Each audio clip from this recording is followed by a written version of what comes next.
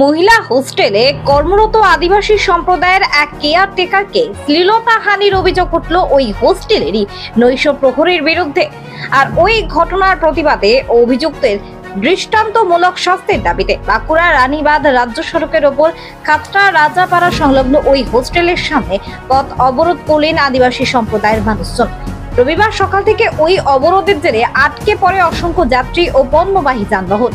অবরোধকারীদের তরফে দাবি করা হয়েছে, খাতড়া আদিবাসী মহাবিদ্যালয়ের একটি মহিলা হোস্টেলে রয়েছে, সেখানে শহরের রাজাপাড়া এলাকায় রয়েছে। ওই হোস্টেলে কেয়ারটেকারের কাজ করেন এক আদিবাসী মহিলা। শনিবার দুপুরে ওই মহিলা স্নান করে বেরোনোর সময় ওই হোস্টেলের নৈশ প্রহরী জোর করে বাথরুমে ঢুকিয়ে তার শ্লীলতাহানি করে বলে অভিযোগ। পরে ওই মহিলা বিষয়টি খাতড়া থানায় লিখিত অভিযোগ জানান। দাদা, আমাদের খাতড়া মহাবিদ্যালয় আদিবাসী মহাবিদ্যালয়ের যে হোস্টেল, মহিলা হোস্টেল, সেই হোস্টেলের আমাদের একটা মহিলা নির্যাতন হয়েছে বা তাকে ইজ্জত নিয়েছে, তার প্রতিবাদে আমরা রাস্তায় আজকে নামেছি। এবং আমাদের খাতড়া থানার সমস্ত পুলিশের তারা করিমকে জামিন করার জন্যে কোর্টে আবেদন করেছিল আমাদের মহিলাকে নিয়ে যাওয়ার জন্যে। আমরা সেইখানে এই মহিলাকে নিয়ে যাই নাই, আমরা ওইখান থেকে নিয়ে চলে এসেছি, সরাসরি আমরা রাস্তায় নেমেছি। করিমের শাস্তি যেতে হয় তার দাবিতে আমরা রাস্তায় নামিয়েছি। যতক্ষণ না করিমের দাবি ঘোষণা করছে ততক্ষণ পর্যন্ত আমাদের অবরোধ চলবে।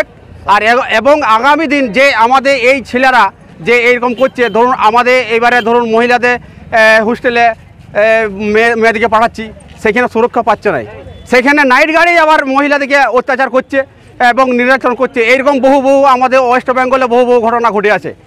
তাতে সেই দাবি করিম জিসে সঠিকভাবে পায় বা আমরা দাবি চাই, আমরা 101 আমাদের আদিবাসী যেটা আমাদের ধারা আছে, সেই ধারায় আমরা করব, আবেদন করে কাজ করতেন হোস্টেলে ও নাইট গার্ড করতো।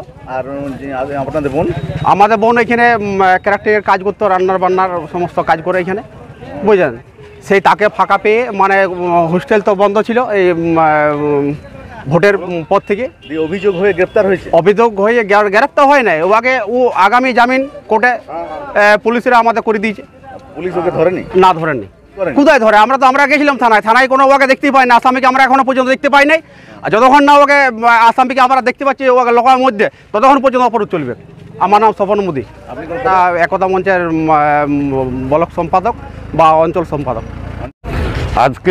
কালকে 2:30টার সময় আমাদের এই যে লেডিস হোস্টেলটা আছে খাতড়া আদিবাসী কলেজের, একজন আমাদের বোন, উনি ওখানে কেয়ারটেকারের কাজ করেন, একজন নাইট গার্ড, নাম তার করিমউদ্দিন খান। উনি বাথরুমের পাশে দাঁড়িয়েছিলেন, আমাদের বোনটা চান করে বেরোচ্ছিলেন, পুনরায় উনাকে আবার বাথরুমে ঠেলে ঢুকিয়ে মুখে গামছা বেঁধে উনাকে ধর্ষণ করে। তার প্রতিবাদে আমরা আজকে রাস্তায় নেমেছি। আমরা উপযুক্ত ব্যক্তির শাস্তির দাবি চাইছি। থানায় অভিযোগ হয়েছে? হ্যাঁ, থানায় একটা ছোট্ট করে অভিযোগ হয়েছে। ওই অভিযোগের পরিপ্রেক্ষিতে আজকে খাতড়া থানা ব্যক্তিকে কোর্টে তুলে বলছে দিদিকে, আমাদের বোনটিকে যেতে বলে, কিন্তু আমরা ওনাকে কোর্টে যেতে দিই না। ওনার উপযুক্ত শাস্তির দাবি আমরা জানাচ্ছি এবং জামিন অযোগ্য ধারা শাস্তির দাবি চাইছি। সারাদিন চলবে। এটা খাতড়া আদিবাসী মহাবিদ্যালয় কলেজের হোস্টেলের ভিতরে ঘটনা ঘটেছে গতকাল 2:30টার সময়। আমার নাম বাবলু মোদী, খাতড়া আদিবাসী একতা মঞ্চের ব্লক সম্পাদক।